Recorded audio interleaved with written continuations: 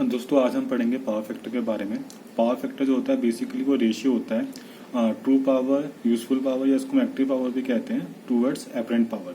Apparent power जो होती है वो टोटल पावर जो सप्लाइड हमको किसी इंडस्ट्री या फैक्ट्री को होती है उसको बोलते हैं एपरेंट पावर, और इसको केवीए से डिनोट करते हैं, किलोवोल्ट एम्पियर। और उस टोटल पावर सप्लाइड में से हमने कितनी पावर को एफिशिएंटली यूज़ किया, उसका कितना यूजफुल आउटपुट निकाला हमने, उसको बोलते हैं हम ट्रू पावर या एक्टिव पावर या यूजफुल पावर। और उस टोटल पावर सप्लाइड में जो हमको सप्लाई हुई उसमें से कितनी पावर वेस्ट हो गई उसको हम बोलते हैं रिएक्टिव पावर, जिसको हम केवीआर से डिनोट करते हैं।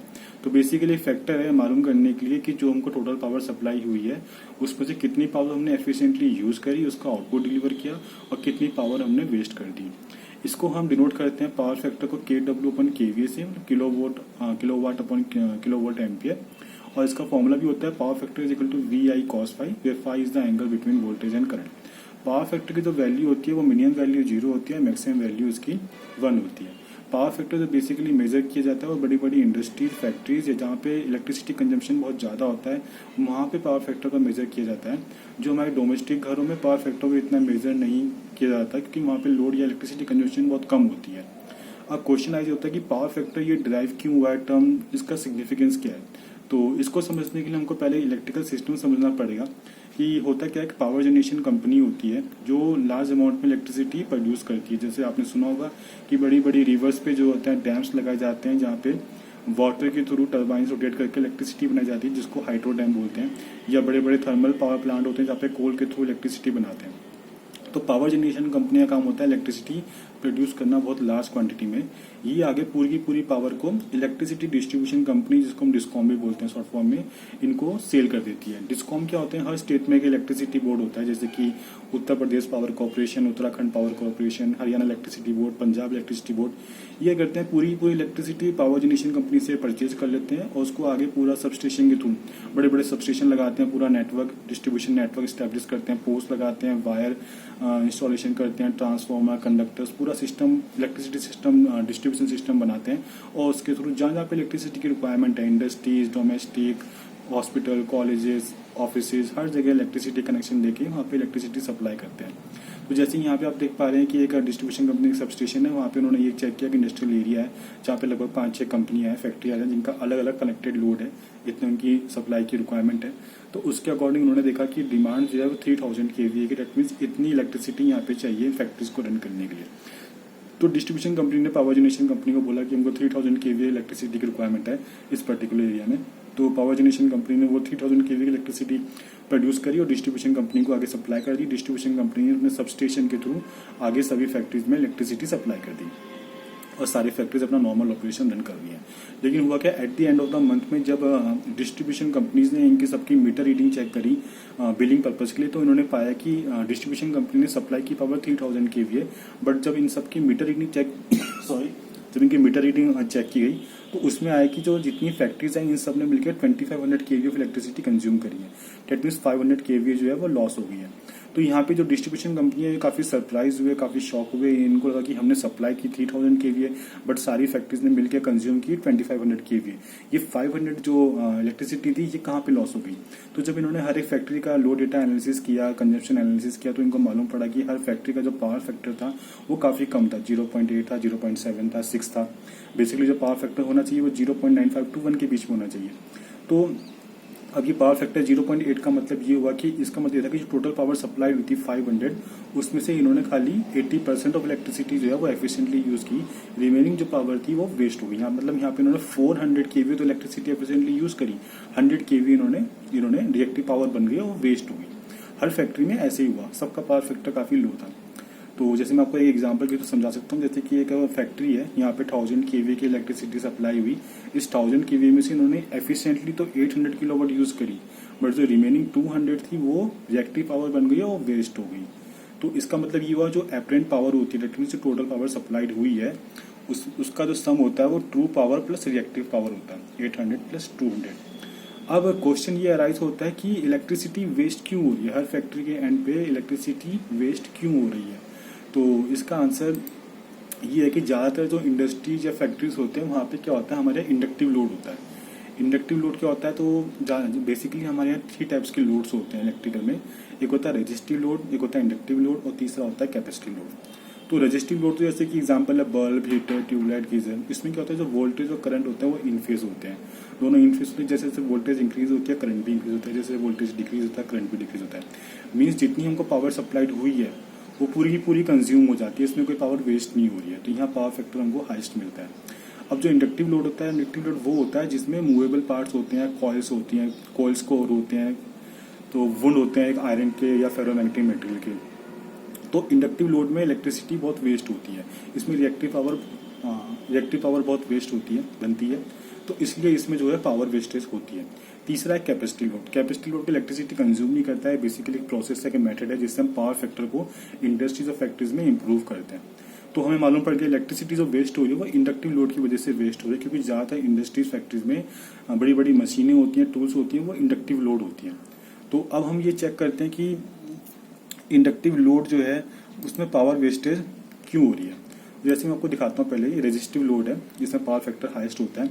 इसमें क्या होता है, जैसे आप ये वेव फॉर्म देखेंगे कि जैसे जैसे वोल्टेज इंक्रीज हो रही है ऐसे ऐसे करंट इंक्रीज हो रही है। जब वोल्टेज मैक्सिमम है तो करंट भी मैक्सिमम है, जब वोल्टेज रिड्यूस हो गया, जीरो हो गया, तो करंट भी काफी जीरो हो गया। दैट मीन्स जैसे जैसे ये पूरा ओम्स लॉ ओबे कर रहा है, V=IR। तो इसमें क्या है, जो फेस एंगल है वोल्टेज और करंट में ये जीरो है, बिल्कुल एक पॉइंट पे स्टार्ट हो रहा है, एक पॉइंट पे क्रॉस ओवर कर रहे हैं। तो इनमें जो फेस एंगल जीरो है, फेस एंगल जीरो यानी voltage current phase angle zero है, power factor VI cos phi, तो cos 0 डिग्री = 1, तो रेजिस्टिव लोड में पावर फैक्टर हमारा हाईएस्ट होता है। सिमिलरली अगर हम अब इंडक्टिव लोड की बात करें तो ये हमारा इंडक्टिव लोड है, इसमें क्या होता है जैसे जैसे वोल्टेज इंक्रीज हो रही है तो करंट जो है 90 डिग्री लैग कर रहा है। जब वोल्टेज हमारा बिल्कुल हाईएस्ट पे पहुंच गया तब हमारा करंट इंक्रीज स्टार्ट होना शुरू हुआ, और जब वोल्टेज बिल्कुल हमारा मिनिमम हो गया तब करंट की वैल्यू मैक्सिमम हुई। तो इसमें क्या है, जो करंट है वो वोल्टेज से 90 डिग्री लैग कर रहा है। तो इसमें फेस एंगल 90 डिग्री हो गया, तो आप रखेंगे VI cos 90 जीरो होता है, तो इसमें बहुत लोवेस्ट पावर फैक्टर मिलता है, पावर फैक्टर बहुत कम होता है। तो हमको ये मालूम है कि इंडक्टिव लोड की वजह से पावर वेस्ट हो रहा है। अब क्वेश्चन ये रह जाता है कि इंडक्टिव लोड में पावर वेस्ट क्यों हो रही है।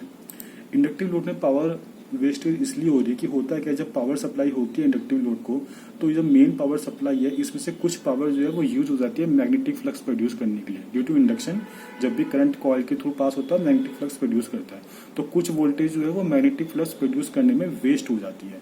तो ये जो मैग्नेटिक फ्लक्स प्रोड्यूस हो रहा है इसकी वजह से एक वोल्टेज इंड्यूस्ड होती है जिसको हम बोलते हैं बैक EMF।